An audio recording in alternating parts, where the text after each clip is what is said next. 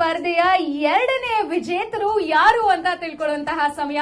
ನಾನ್ in fact ಇವರ ಮನೆಗೆ ಹೋಗಿದ್ದೆ, ಚಂಪಕಧಾಮ ಇವರ ಮನೆ.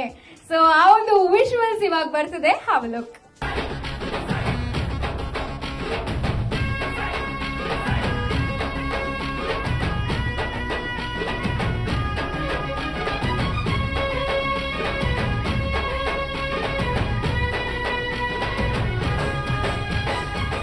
ಸರ್ ನಮಸ್ತೆ, ನಿಮ್ಮ ಹೆಸರು? ನನ್ನ ಹೆಸರು ಪಟ್ಟಾಭಿರಾಮ ಅಂತ, ಜೋಯ್ಸ್ ಅಂತ. ಸರ್, ನವರಾತ್ರಿಯಲ್ಲಿ ಈ ಥರ ಬೊಂಬೆಗಳನ್ನ ಯಾಕಾಗಿ ಕೂರಿಸ್ತಾರೆ? ಇದು ಹಿಂದಿನ ಕಾಲದಲ್ಲಿ ರಾಜರು ಮಹಾರಾಜರು ಅವರೆಲ್ಲನೂ ಇದೇ ರೀತಿ ಮಾಡ್ತಾ ಇದ್ರು. ಇವಾಗ ಅದೆಲ್ಲ ನಶಿಸಿ ಹೋಗ್ತಾ ಇದೆ. ಇದನ್ನು ಮಕ್ಕಳಿಗೆ ಪರಿಚಯ ಮಾಡಿಸೋದಕ್ಕೋಸ್ಕರ ಈ ರಾತ್ರಿ ನವರಾತ್ರಿ ಅಂತ ಅಂದ್ಬಿಟ್ಟು ಮಾಡಿ 9 ರಾತ್ರಿನ ನಾವು ನವರಾತ್ರಿ ಅಂತ ಮಾಡ್ತೀವಿ. ಈ ನವರಾತ್ರಿಗಳಲ್ಲಿ ಮೊದಲನೇದಾಗಿ ಪಟ್ಟದ ಬೊಂಬೆ ಇಡಬೇಕು ಅಂತ ಹೇಳ್ತಾರೆ. ನವರಾತ್ರಿಯಲ್ಲಿ ನವದುರ್ಗೆಯರು ಅಂತ ಹೇಳಿ ಅದಕ್ಕೆ ಒಂದು ಶ್ಲೋಕವನ್ನು ಇಟ್ಟಿದ್ದಾರೆ ಇಲ್ಲಿ.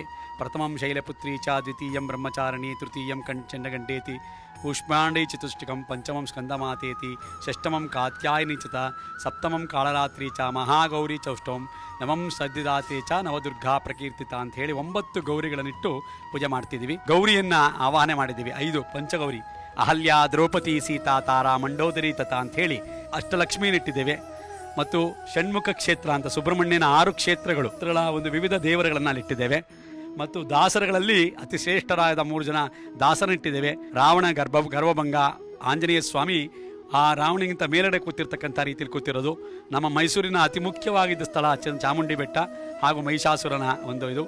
ಸದ್ಗುರು ಸಾಯಿನಾಥ ಅವರು ಭಜನೆಗಳು ಮಾಡಿರ್ತಕ್ಕಂಥದ್ದು, ಅಡುಗೆ ಮಾಡಿ ಬಡಿಸ್ತಕ್ಕಂಥದ್ದು, ಸ್ವತಂತ್ರಕ್ಕೆ ಹೋರಾಟಗಾರರಾಗಿರ್ತಕ್ಕಂಥ ಗಾಂಧೀಜಿಯವರು, ಹಾಗೆ ಎಲ್ಲ ರೀತಿಯ ಒಂದು ನೇತಾಜಿಯವರು, ಆ ರೀತಿ ಎಲ್ಲವನ್ನ ಇಟ್ಟು ನಾವು ಅದನ್ನು ಸ್ವತಂತ್ರ ಹೋರಾಟಗಾರರ ಥರ ಮಾಡಿದ್ದೇವೆ.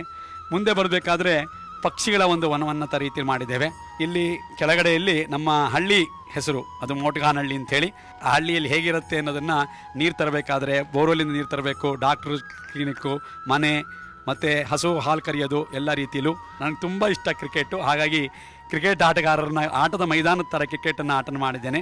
ಹಳೆಯದಿಂದ ಹಿಡಿದು ಹೊಸ ತನಕ ಯಾವ ಥರ ವಾಹನಗಳೆಲ್ಲ ಇದೆ ಅದನ್ನೆಲ್ಲ ನನ್ನ ಕೆಲಸ ಆದಷ್ಟು ಸಂಗ್ರಹ ಮಾಡಿ ಆ ವಾಹನಗಳೆಲ್ಲ ಜೋಡಿಸಿದ್ದೇವೆ. ಎಲ್ಲ ರೀತಿಯಲ್ಲೂ ಒಂದು ಕೃಷ್ಣನ ಆರಾಧನೆಯ ರೂಪದಲ್ಲಿ ಮಾಡಿದ್ದೇವೆ. ಚಂದ್ರಮೌಳೇಶ್ವರ ನಮ್ಮ ಊರಿನ ದೇವರು, ಹಾಗಾಗಿ ಚಂದ್ರಮೌಳೇಶ್ವರ. ಹಾಗೆ ಅನ್ನಪೂರ್ಣೇಶ್ವರಿ, ಎಲ್ಲರಿಗೂ ಬೇಕಾಗಿರೋದು ಅನ್ನಪೂರ್ಣೇಶ್ವರಿ. ಹಾಗೆ ಕೆಳಗಡೆ ಬರ್ತಾ ರಂಗನಾಥ ಸ್ವಾಮಿ. ನಮ್ಮ ಕೂಲಿ ಕಾರ್ಮಿಕರು ಯಾವ ರೀತಿ ದುಡಿತಾರೆ ಮತ್ತು ಏನೇನು ಕೆಲಸ ಮಾಡ್ತಾರೆ ಅನ್ನೋದನ್ನ ಅತ್ಯಂತ ಸರಳವಾಗಿ ಎಲ್ಲರೂ ಗೊತ್ತಾಗೋ ರೀತಿಯಲ್ಲಿ ಕಾರ್ಮಿಕರು ಮಾಡ್ತಕ್ಕಂಥ ಕೆಲಸಗಳನ್ನು ನೋಡಿದ್ದೇವೆ. ಕಾಡು ಮನುಷ್ಯರು ಯಾವ ರೀತಿ ಜೀವನ ಮಾಡ್ತಾರೆ, ಕಾಡು ಜನರ ಒಂದು ರೀತಿಗಳನ್ನು ಇಟ್ಟಿದ್ದೇವೆ. ಮೈಸೂರಿನಲ್ಲಿ ಅತಿ ಸಂಭ್ರಮವಾಗಿ ನಡೆಸ್ತಕ್ಕಂಥದ್ದು ದಸರಾ ಸಂಭ್ರಮ. ಸವಾರಿ ಮಾಡ್ಕೊಂಡು ಹೋಗ್ತಾ ಇರ್ತಕ್ಕಂಥ ಒಂದು ರೀತಿಯಲ್ಲಿ ಮಾಡಿದ್ದೇವೆ.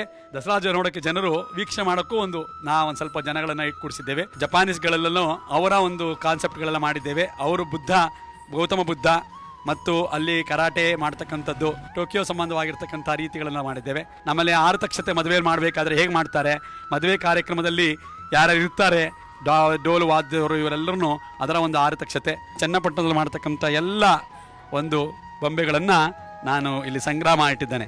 ಆ ಕೀ ಬಂಚ್ಗಳನ್ನೆಲ್ಲ ಕಲೆಕ್ಟ್ ಮಾಡಿ ಸುಮಾರು ಒಂದು 500ಕ್ಕಿಂತ ಹೆಚ್ಚಾಗಿರ್ಬೋದು. ನನಗೆ ಅತಿ ಪ್ರಿಯವಾಗಿರ್ತಕ್ಕಂಥ ದೇವರು ಯಾವುದಪ್ಪ ಅಂತಂದರೆ ಗಣಪತಿ.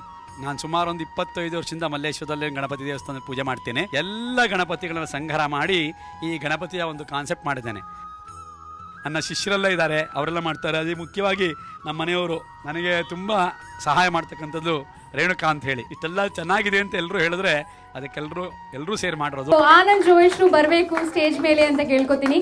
ಮ್ಯಾಕ್ಸ್ ದಸರಾ ಗೊಂಬೆಗಳ ಸ್ಪರ್ಧೆಯ 2ನೇ ವಿಜೇತರಾಗಿರುವಂತಹ ರಮೇಶ್ ಜೋಯಿಶ್ರು ಅವರಿಗೆ ನಮ್ಮ ಕಡೆಯಿಂದ ಕಂಗ್ರ್ಯಾಚುಲೇಷನ್ಸ್. ಮಹಾಲಕ್ಷ್ಮಿ ಲೇಔಟ್ ಅಲ್ಲಿ ವಾಸವಾಗಿರುವಂತಹ ರಮೇಶ್ ಜೋಯಿಶ್ ರವರು ಮ್ಯಾಕ್ಸ್ ದಸರಾ ಗೊಂಬೆಗಳ ಸ್ಪರ್ಧೆಯ 2ನೇ ವಿಜೇತರು. ಕಂಗ್ರ್ಯಾಚುಲೇಷನ್ಸ್ ಅವರಿಗೆ. ಮ್ಯಾಕ್ಸ್ ದಸರಾ ಗೊಂಬೆಗಳ ಸ್ಪರ್ಧೆಯ 2ನೇ ವಿಜೇತರು. ಇನ್ಫ್ಯಾಕ್ಟ್ ನಾನು ಇವರ ಮನೆಗೆ ಹೋಗಿದ್ದೆ, ತುಂಬಾನೇ ವಿಶಿಷ್ಟವಾಗಿ ಕೂರಿಸಿದ್ದಾರೆ. ಹಾಗೆ ರಾಜ್ ಮ್ಯೂಸಿಕ್ ಕಡೆಯಿಂದ ಒಂದು ಕಿರು ಕಾಣಿಕೆ ಕೂಡ. ಕಂಗ್ರ್ಯಾಚುಲೇಷನ್ಸ್ ರಮೇಶ್ ಹಾಗೂ ಕುಟುಂಬಕ್ಕೆ. ನಾವು ಬೊಂಬೆ ಇಡಬೇಕಾದ್ರೆ ನಮಗೆ ಪ್ರೈಸ್ ಬರುತ್ತೆ ಅನ್ನೋ ಉದ್ದೇಶದಿಂದ ಬೊಂಬೆ ಇಟ್ಟಿರಲಿಲ್ಲ. ಬೊಂಬೆ ಇಡಬೇಕು ಅಂತ ತುಂಬಾ ಆಸೆಯಿಂದ ಬೊಂಬೆ ಇಟ್ಟಿವಿ. ಅದಕ್ಕೆ ನಮಗೆ ಇನ್ನೂ ಬೊಂಬೆ ಇಡುವಂತಹ ಒಂದು ಪ್ರೋತ್ಸಾಹವನ್ನ ಇವರಿಬ್ರು ಸೇರಿ ಮಾಡಿಕೊಟ್ಟಿದ್ದಾರೆ. 2ನೇ ಬಹುಮಾನ ಪಡೆದಿದ್ದೇನೆ ಅಂದರೆ ತುಂಬಾ ಸಂತೋಷವಾಗ್ತಾ ಇದೆ. ಮತ್ತು ನಾನಿನ್ನೂ ಚೆನ್ನಾಗಿ ಮಾಡಬೇಕು ಅನ್ನೋದು ಗೊತ್ತಾಗ್ತಾ ಇದೆ. ಇದರಿಂದ ಎಲ್ರಿಗೂ ಧನ್ಯವಾದಗಳನ್ನು ಅದು ಅರ್ಪಿಸ್ತೇನೆ.